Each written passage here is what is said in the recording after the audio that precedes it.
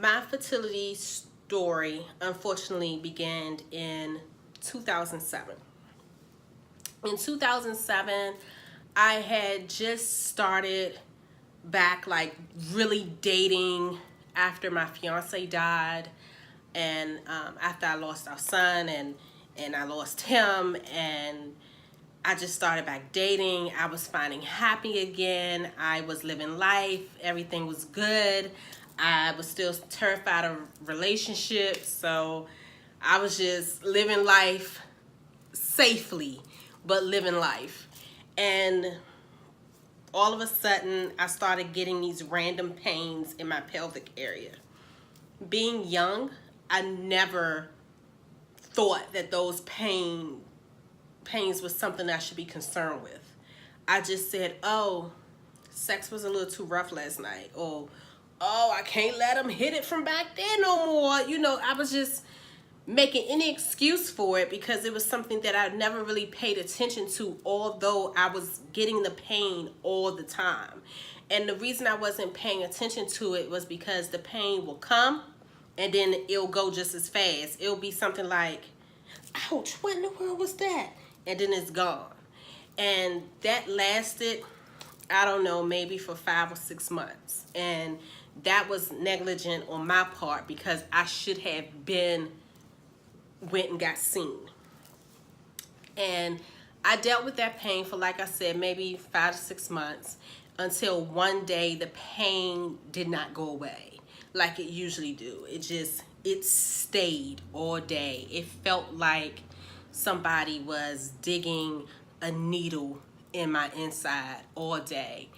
And I remember I left work early and I went to my mom's house, and the pain got so bad that I just dropped to the floor. But I was like, I'm not going to the emergency room. I'll just, make an appointment for tomorrow. I promise I'll make an appointment. And that's what I did. I made an appointment. And when I went to the doctor, they ran the normal tests like STDs and things like that, because apparently it's STDs out here that can cause you pain. And all of that stuff was negative, and they couldn't figure out like what's going on. And they did all this blood work. They did a lot of x-rays. They did, I can't even tell you how many sonograms. And this was the first time I had a vaginal sonogram done to me. And if you're not familiar with a vaginal sonogram, it's the sonogram when they stick the long thing that kind of looks like a dildo up in your vagina to look around. If you are in the midst of fertility treatment or IVF treatment, you are very familiar with this sonogram. And they went up there, and then they said, I need you to go wait in the office. Do not leave. We have to talk to you about something. And I was freaking out, like literally freaking out, because I've had a huge medical scare years prior with ovarian cancer and things like that. So for them to say that, I was terrified. And he came back and he said, you have a dermoid cyst. We believe it may be cancerous, and it needs to come out immediately. He said all of this without taking a breath. It seemed like 1 second. And if you're not sure what a dermoid cyst is, it's basically a mass. It grows hair. For some people, it can grow teeth. It's not a fetus, but it's some type of cyst that stuff can grow out of. And if you've never seen one, I'll include a picture of one right here.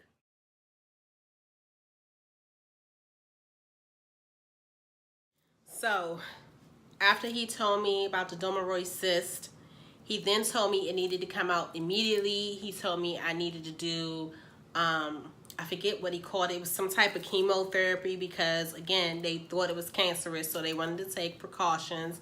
Then I was on birth control because birth control is a steroid, so they thought that was going to do something to the cyst.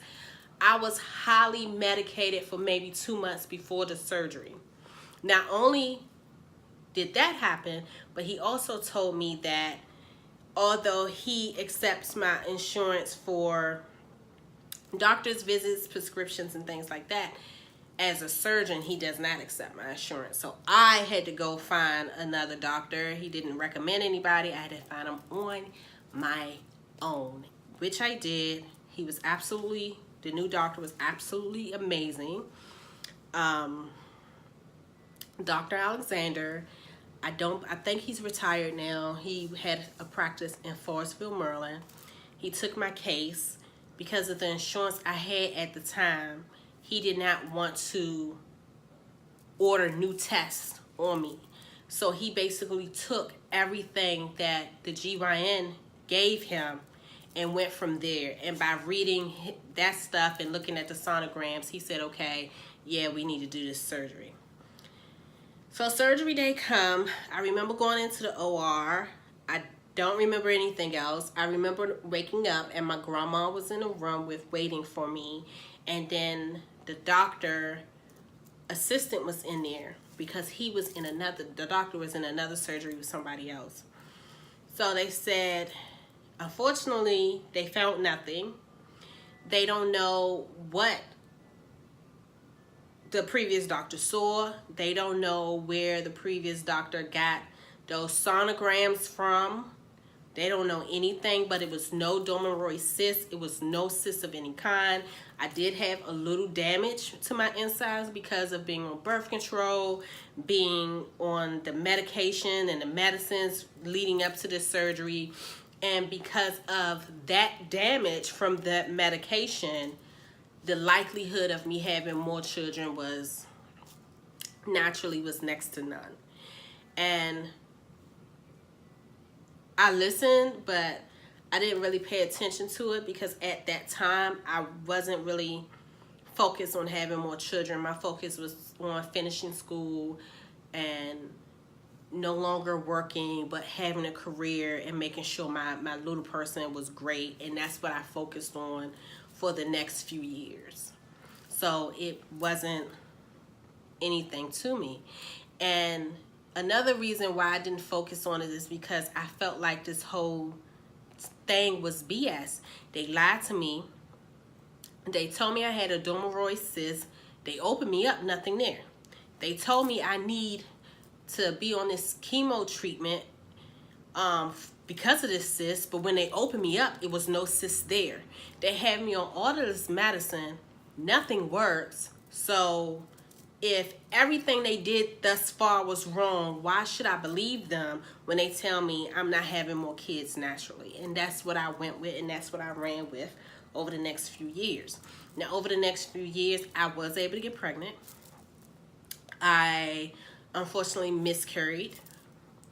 I also had an abortion during that time frame. And that was that. And then it came a time in like 2012, I wasn't in a relationship, but I was established where I was comfortable. I had a great career. I still have to this day.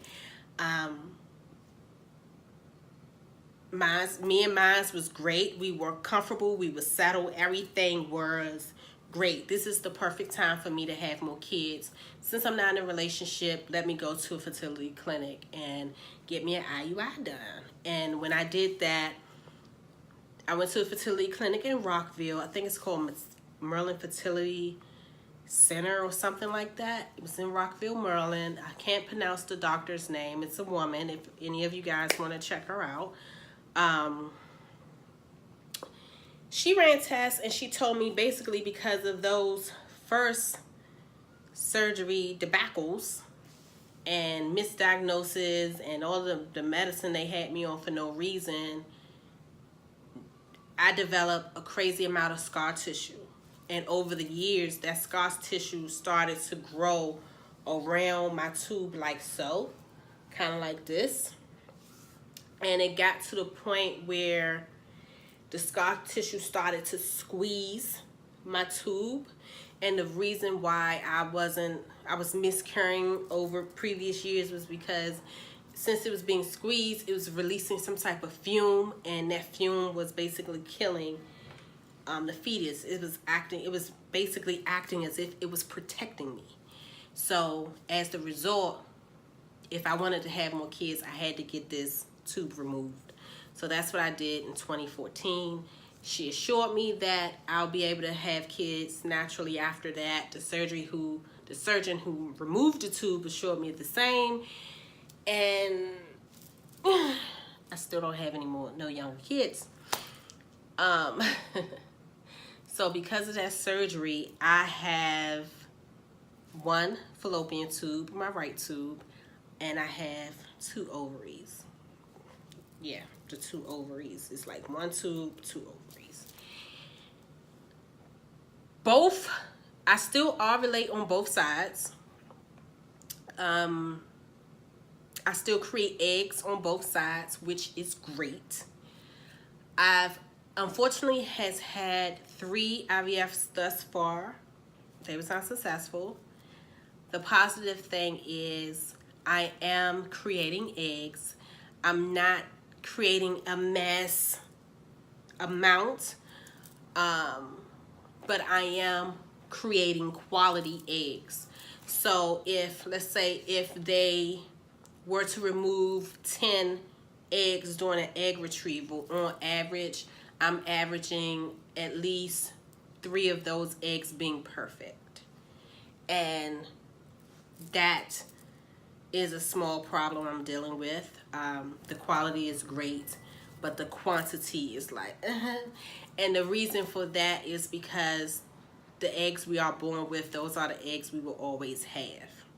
So it's nothing that a fertility doctor can give us that will make us have more eggs. The only thing that the medicine that they give us can do basically is improve the quality of the eggs we have. That's my fertility story. I notice a lot of people who has DM'd me and who has messaged me on YouTube, a lot of people had the assumption that I was in fertility treatment simply because I'm married to a woman, and unfortunately that's not my story. Even if I had a husband, I've been close to being married to a man, not once, not twice, but 3 times in my life. So even if I would have been married to a guy, I still wouldn't need fertility treatment. Me and my husband will be in the fertility clinic the same way my wife and myself is. A lot of people has asked me, well, why won't your wife curry? Why won't you just let your wife curry? It's selfish of you not to allow her to curry. The fact is, although she's a woman and she loves being a woman, she has no interest in being pregnant. Period. So that's that. It's just not for her at all. And that's pretty much it. If you have any questions, feel free to comment below and I'll answer them. And until next time, I'll see you guys later. Hopefully the next video will not be a month or 2 months from now. Bye.